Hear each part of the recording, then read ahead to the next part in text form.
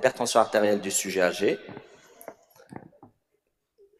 Pour commencer, la définition est toujours la même que ce soit pour les sujets âgés ou bien pour le sujet jeune. L'hypertension artérielle est définie par une pression artérielle supérieure ou égale à 140 mm de mercure et 90 mm de mercure systolique et diastolique, et bien sûr au niveau de la consultation du cabinet médical.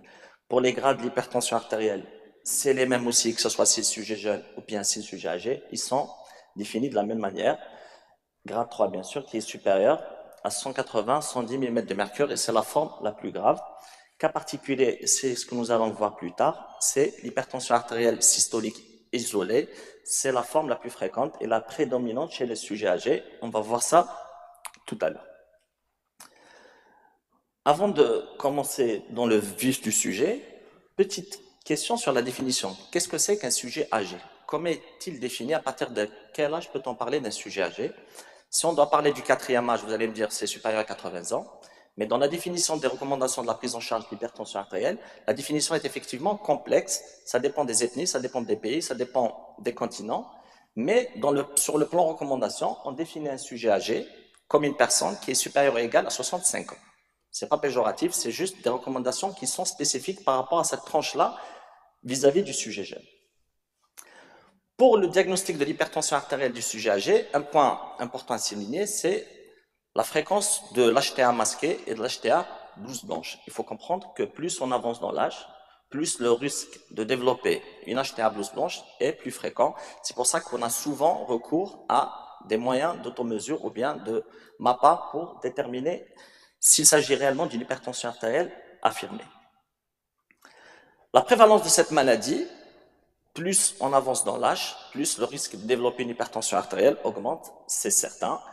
On a plus de chances d'être hypertendu à 80 ans que de l'être à 40 ans. Si vous voyez cette courbe qui a été proposée par la CNAM, c'est la Caisse d'assurance maladie en France, vous voyez que la courbe augmente d'une manière exponentielle pour atteindre les 70% chez les patients qui ont plus de 80 ans, et c'est souvent beaucoup plus que ça. Même chose pour les courbes dans des études américaines, ils vous disent que plus on avance dans l'âge, plus l'hypertension artérielle est fréquente, prépondérante, que ce soit chez l'homme, que ce soit chez la femme, woman and men. Qu'est-ce qu'ils vous disent? Donc, une personne non hypertendue à 65 ans a 90% de chances d'être hypertendue pour le restant de ses jours. C'est-à-dire, comme disait le professeur Xavier Gérard en France, il vous dit notre destin à tous est de devenir hypertendu. Rares ceux d'entre nous qui vont survivre après 80 ans qui ne vont pas le devenir. Donc le pourcentage de patients hypertendus après 80 ans est supérieur aux personnes qui ne le sont pas. C'est le registre américain de NANES, c'est le Healthy Register. À ce moment-là aussi, vous voyez la fréquence de l'hypertension artérielle, ce que vous voyez en rouge, en fonction de l'âge. Donc plus on avance dans l'âge, 20, 35 ans, pour finir à plus de 75 ans. Donc c'est les personnes de plus de 75 ans, le pourcentage de l'hypertension artérielle est très fréquent. Ce que vous voyez en orange, c'est le stade de préhypertension, et en vert, c'est les patients normotendus. Donc à plus de 75 ans, rares les patients qui ne le sont pas. Qu'en est-il dans notre pays, en Algérie? Est-ce qu'on a des études fiables ou bien des recommandations par rapport au nombre d'hypertendus? Les études ne sont pas très fréquentes, mais une étude intéressante qui a été organisée en collaboration avec l'OMS, c'est l'étude STEP, qui a été faite en 2017. Ce qui est intéressant, c'est qu'elle englobe 7500 patients et elle a inclus une tranche d'âge jusqu'à 70 ans. Qu'est-ce qu'elle vous dit, les résultats de cette étude? Elle vous dit que dans la population algérienne, sur les 7000 patients recensés, 23% sont hypertendus, et ce pourcentage atteint 62% dans la tranche d'âge entre 60 à 70 ans. C'est-à-dire que ça confirme, comme les autres statistiques mondiales, plus on avance dans l'âge, plus on a des chances d'être hypertendu, ce qui est une réalité absolue. Autre étude, c'est l'étude maghrébine, c'est l'étude ETNA qui a été menée par des Marocains, mais elle avait inclus des patients en Algérie et en Tunisie. Qu'est-ce qui est grave dans cette étude? C'est qu'elle vous dit non seulement il y a la prévalence de l'hypertension artérielle est de 45%, mais c'est surtout 35% qui ne sont pas contrôlés et qui peut être voire plus. Pourquoi c'est important de contrôler sa tension artérielle chez les sujets âgés, justement? C'est là qu'on se pose la question. La pression artérielle est-elle un facteur de risque cardiovasculaire chez le sujet âgé, comme chez le sujet jeune, ou bien chez le sujet très âgé? La réponse, vous allez me dire certainement oui. On sait que l'hypertension artérielle, si on ne la contrôle pas, c'est un facteur cardiovasculaire avéré qui peut entraîner, bien sûr, une surmortalité cardiovasculaire. Et surtout, depuis les dernières années, parce qu'on voit que chez le patient hypertendu, plus les facteurs de risque existent, plus la mortalité et le risque cardiovasculaire augmentent. À titre d'exemple, si vous êtes hypertendu grade 2, si vous avez un diabète, vous êtes directement classé dans les patients à très haut risque cardiovasculaire. Même chose si vous avez une insuffisance rénale, même chose si vous avez d'autres atteintes d'organes cibles ou bien des facteurs de risque associés. C'est-à-dire qu'il y a quelques années, on voyait plus de cases vertes, mais depuis 2023, depuis 2018 et surtout 2023, pratiquement l'hypertension artérielle est toujours attachée au risque cardiovasculaire important. Cette carte le confirme d'ailleurs, c'est la carte de l'ESC, l'European Society of Cardiology, c'est la carte référence ici dans notre pays. L'Algérie est considérée comme une zone rouge par rapport aux facteurs de risque cardiovasculaire. Ça veut dire qu'il y a une mortalité cardiovasculaire importante, parfois par manque de données, mais surtout par manque de prise en charge. Il faut savoir que le circuit de prise en charge, que ce soit du syndrome coronaire ou de la chirurgie cardiaque ou de toutes les pathologies ou autres urgences hypertensives, les circuits ne sont pas toujours adéquats dans notre pays par rapport à certains pays européens, c'est une réalité, ce qui nous pousse à travailler davantage sur ce sujet.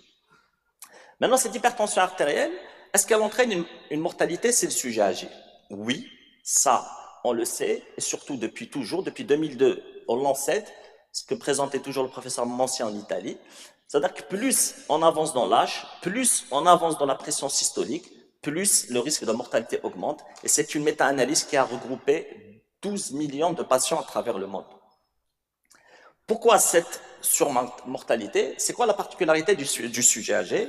La particularité du patient âgé, c'est qu'il y a une prédominance d'une pression artérielle de type systolique. On ne s'intéresse pas trop à la diastolique. Pourquoi? Parce que plus on avance dans l'âge, plus l'hypertension, plus la pression diastolique tend à se stabiliser à partir de 50-55 ans pour devenir la même jusqu'à la fin. Mais par contre, la pression diastolique tend à augmenter.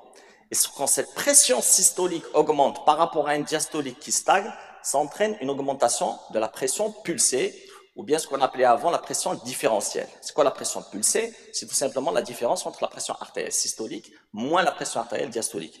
Et plus cette pression pulsée est augmentée, plus le risque d'infarctus, d'insuffisance cardiaque et de mortalité globale augmente. C'est-à-dire qu'une pression pulsée normale, généralement elle est inférieure à 50 mm de mercure, mais quand elle dépasse les 60 mm de mercure entre la systolique et la diastolique, la surmortalité apparaît.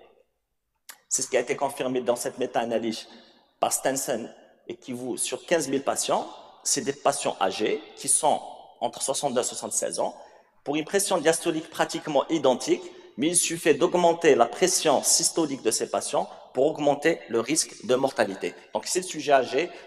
Ce qui est important de traiter, ce qui est important de voir, c'est sa pression artérielle systolique, qui est le vrai facteur de risque cardiovasculaire, confirmé par les études selon la prédominance du type de hypertension artérielle chez le sujet âgé. On voit que chez un sujet de moins de 40 ans, il y a plus de pression diastolique élevée que des systoliques. Et plus on avance dans l'âge, la courbe s'inverse pour voir chez les plus de 80 ans que la plupart des patients ont uniquement une pression artérielle de type systolique. La pression artérielle diastolique, elle est rare chez le sujet âgé, mais il faut savoir qu'elle ne doit pas être très basse parce qu'une pression artérielle diastolique inférieure à 60 mm de mercure peut être aussi une cause de mortalité cardiovasculaire. Maintenant, y a-t-il intérêt à dépister cette hypertension artérielle et à la traiter? Vous savez, dans les années 70, on disait toujours que l'hypertension artérielle, c'est un sujet âgé, était quelque chose de physiologique. Dans les années 70, on considérait qu'il fallait commencer un traitement au-delà d'une hypertension grade 3, mais qu'un grade 1, grade 2 était naturel. Par la suite, il y a eu des études qui ont prouvé le contraire, mais qui ont surtout affirmé que le risque cardiovasculaire est avéré, même quand il s'agit d'une hypertension grade 1 ou bien grade 2, notamment quand il s'agit de patients diabétiques ou autres facteurs de risque associés. Il y a une étude de référence que nous aimons toujours, nous les cardio, mettre en valeur, c'est l'étude HIVET. Cette étude HIVET, c'est quoi? C'est une étude qui a été faite chez les sujets âgés, justement, c'est le thème de notre communication. C'est des patients de plus de 80 ans, avec une moyenne d'âge de 83 ans. On avait inclus 3800 patients. Donc, qu'est-ce qu'ils ont mis comme critère? C'est une HTA grade 2, donc la pression artérielle systolique supérieure à 160 mm de mercure. On a pris deux groupes, on les a répartis à deux groupes égaux. Le premier groupe, on a mis de l'indapamide, qui est un diurétique, plus du perindopril, plus ou moins du perindopril. Ça veut dire qu'il y avait des patients qui ont reçu uniquement de l'indapamide, d'autres indapamide plus perindopril, donc qui est un IEC. Et on a comparé le suivi de ces patients après une médiane de plus de 3 ans. Qu'est-ce qu'elle vous dit? Donc, cette étude, elle avait pris à bras égal 1900 patients dans le groupe placebo versus le groupe qui ont été traités, et les femmes représentaient 60% des cas dans ce chapitre. Résultat, après un follow-up de 3 ans et demi à 4 ans, moins 21% de réduction chez les patients qui étaient traités versus les non traités. Moins 30% de réduction des AVC. Moins 39% de réduction d'un AVC qui était fatal. Ce qui prouve, à travers cette étude, que les résultats sont formels. Même chose pour l'insuffisance cardiaque. On a plus de chances de développer une insuffisance cardiaque en étant hypertendu non contrôlé qu'en étant hypertendu sous traitement, qui est de moins 75%. Donc cette étude Hivet a été arrêtée précipitamment. Pourquoi? Parce qu'il y avait une surmortalité, plus d'AVC, plus d'infarctus, plus d'insuffisance cardiaque, ce qui confirme que le patient hypertendu, même très âgé, quatrième âge de plus de 80 ans, on doit traiter son hypertension artérielle. Qu'en est-il du patient âgé et de sa fonction cognitive? Est-ce que l'hypertension artérielle entraîne un déclin cognitif? C'est la question qu'on se posait. La réponse est oui. Le traitement de 1000 hypertendus sur 5 ans nous permet d'éviter 20 cas de démence. Pourquoi? Parce qu'il est maintenant avéré et reconnu comme quoi l'hypertension artérielle entraîne un déclin cognitif. Beaucoup d'études l'ont prouvé, beaucoup de méta-analyses l'ont prouvé, notamment l'étude Hivet, Progress Cyst Earth, qui confirme que le patient hypertendu non traité, sa fonction cognitive va être altérée avec le temps. Même chose, même chez les patients qui ont une maladie d'Alzheimer. Ça veut dire que si un patient développe une maladie d'Alzheimer, pour une hypertension artérielle non traitée, la fonction cognitive va s'altérer plus rapidement chez un Alzheimer hypertendu, traité et non traité. Qu'est-ce qui se passe dans l'hypertension artérielle et l'atteinte cérébrale? L'atteinte cérébrale peut être sous forme de lacunes. C'est ce que vous voyez souvent quand vous demandez des radios ou des scanners à vos patients. Vous voyez des lacunes cérébrales, vous posez la question. Elles sont parfois uniques, souvent multiples. Cliniquement, elles sont silencieuses, mais ces lacunes cérébrales sont souvent dues à une hypertension artérielle qui est mal contrôlée. Il faut savoir que quand il s'agit de lacunes cérébrales ou bien d'AVC ischémique avéré, beaucoup vous diront FA, AVC, FA, AVC, risque de thrombose, il faut anticoaguler, il faut traiter les sténoses coronaires, il faut traiter les sténoses carotidiennes, c'est vrai tout ça, mais il ne faut pas oublier que la première cause d'AVC dans le monde reste l'hypertension artérielle. Même chose pour les lésions de la substance chaude blanche, c'est des zones ischémiques qui apparaissent et généralement c'est des artères perforantes qui sont atteintes et le degré d'atteinte peut évoluer d'un stade 1 à un stade 3 et chaque fois ces atteintes, ces lacunes, cette ischémie entraînent bien sûr un déclin cognitif et une atteinte de cette fonction cognitive. Cette courbe vous montre justement, il faut savoir que dans le temps, le vieillissement entraîne naturellement une baisse de la fonction cognitive. Mais quand il s'agit de lésions dégénératives, la courbe descend, mais quand il s'agit de lésions vasculaires, ce qui est le cas de l'hypertendu, le stade de démence peut être atteint très rapidement.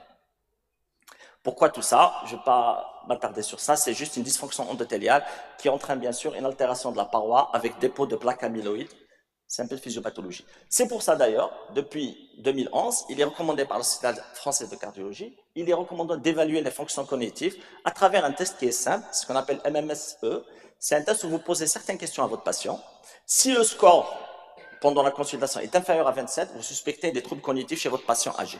S'il est inférieur à 24, vous êtes pratiquement certain que votre patient est en train de développer une démence, il faudra y remédier. Point important à souligner aussi chez le patient hypertendu âgé, c'est la recherche de l'hypotension orthostatique. Il faut savoir que l'hypotension orthostatique, elle est définie par une chute de la pression artérielle de 20 mm de mercure pour la systolique ou 10 mm de mercure pour par la systolique et 10 mm de mercure pour la diastolique, entre la position assis et la position debout, et souvent dans les 3 minutes. Est-ce que souvent des médecins parmi nous la recherchent? C'est pas toujours vrai. Est-ce que vous la recherchez? Il faut vous poser la question, surtout chez le patient âgé, il faut la rechercher. C'est vrai que ça nous prend plus de temps en consultation. Entre un malade qui est là en consultation, on a tendance à prendre sa tension artérielle et aller directement vers la prescription. Il faut chercher cette hypotension orthostatique. C'est les sujets de plus âgés et surtout les sujets de plus de 80 ans. Pourquoi faut-il la rechercher? Parce que tout simplement, l'hypotension orthostatique entraîne une surmortalité de plus de 36% chez le patient hypertendu âgé. Donc si vous êtes hypertendu avec une hypertension, votre risque de mortalité augmente.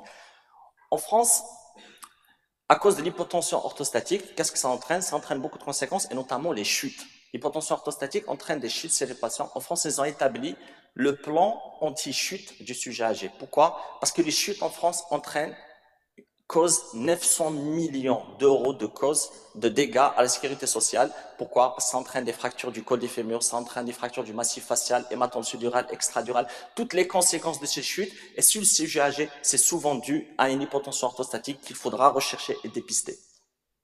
Quelles sont les causes de cette hypotension orthostatique? Souvent, c'est une hypovolémie, comme la déshydratation, l'anémie, ou bien le régime hyposodé strict. Pourquoi? Parce qu'il s'agit, sujet âgé, il s'agit d'une rigidité artérielle, il n'y a pas d'élasticité comme un sujet jeune, donc éviter un régime hyposodé strict chez les patients de plus de 80 ans. Parfois, c'est les médicamenteux, notamment les psychotropes, et parfois, c'est des causes neurogènes comme le Parkinson, le diabète ou la dysautonomie. Comment traiter cette prise en charge de cette hypotension? Souvent, c'est des mesures non pharmacologiques, comme essayer de faire lever fréquemment votre patient, une hydratation suffisante et un régime, on va dire, plus ou moins normosodé, mais qui est un peu plus sodé. L'hydratation, c'est ce qu'on ne cesse de répéter à nos patients. Il faut toujours dire à vos patients qu'ils doivent boire entre 1,5 à 2,5 litres par jour. Et ça, en fonction, bien sûr, ça varie s'il s'agit d'une insuffisance cardiaque ou autre, s'il s'agit d'une insuffisance rénale. Il y a des paramètres qui peuvent influencer ces chiffres. Autre question qu'on se pose dans l'hypertension artérielle du sujet âgé, y a-t-il des origines secondaires? On considère qu'être hypertendu à 20 ans, on recherche directement une origine secondaire. Être hypertendu à 30 ans, on se pose directement est-ce qu'il y a une hypercortisolémie, est-ce qu'il y a un adénome, est-ce qu'il y a autre chose, est-ce qu'il y a une coarctation. Si le sujet âgé, on considère qu'une hypertension artérielle est physiologique, on considère qu'elle est idiopathique.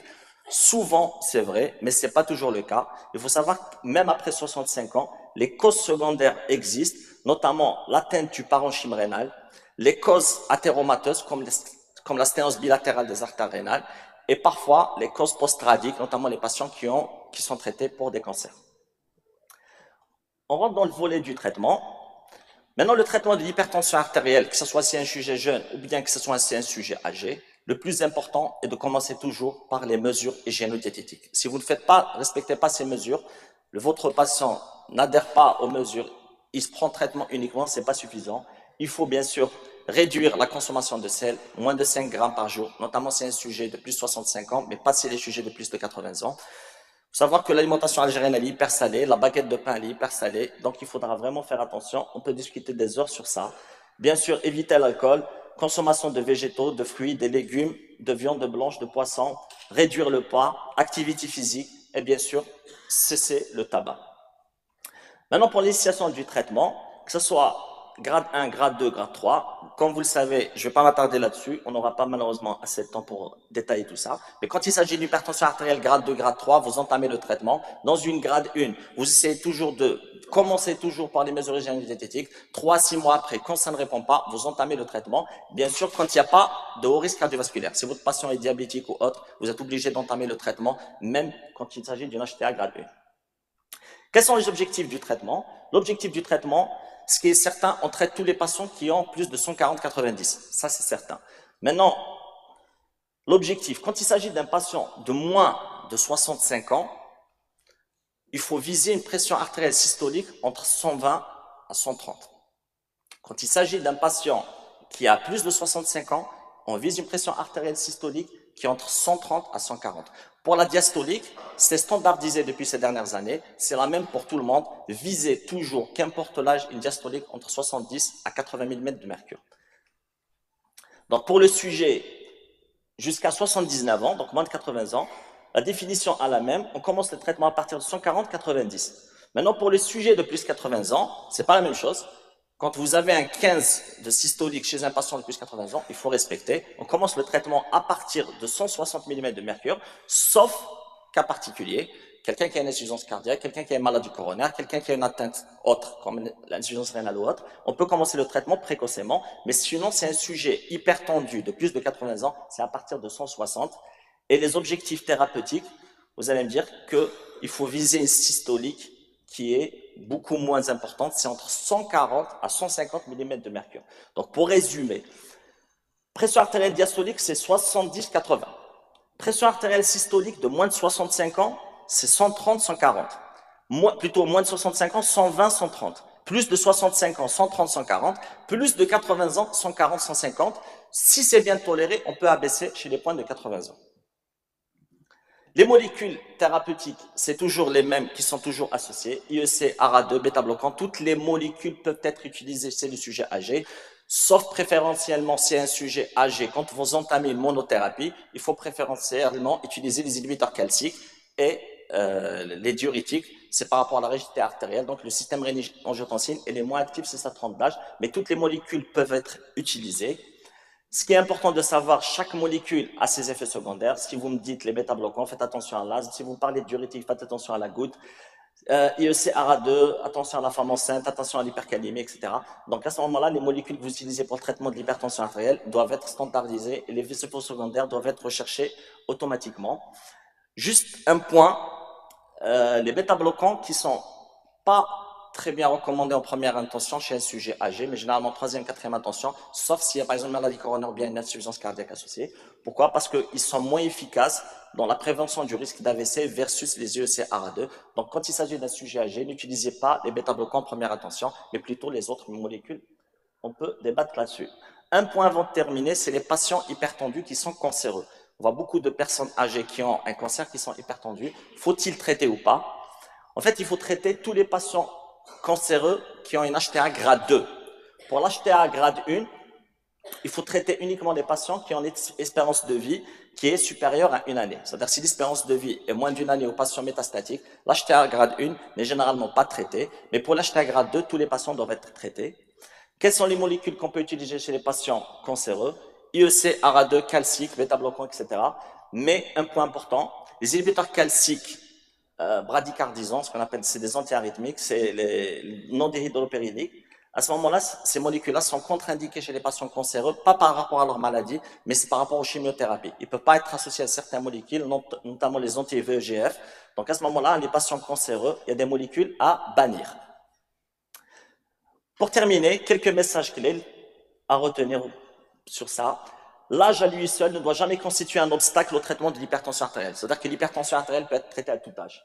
Le maintien du traitement antihypertenseur pour les patients de plus de 80 ans est recommandé à condition qu'il soit bien toléré.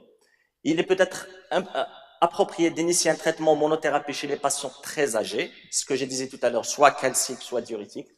Une fois traité, l'objectif est souvent entre 130 à 140 pour les sujets âgés. Pour les moins de 65 ans, c'est entre 120 à 130 et la diastolique toujours 80 mm de mercure. Un point important, pensez à rechercher l'hypotension orthostatique qui peut donner des syncopes, des chutes et qui peut être souvent la cause, qui peut avoir des conséquences désastreuses chez ces patients. Même chose pour l'hypotension postprandiale. Merci à vous.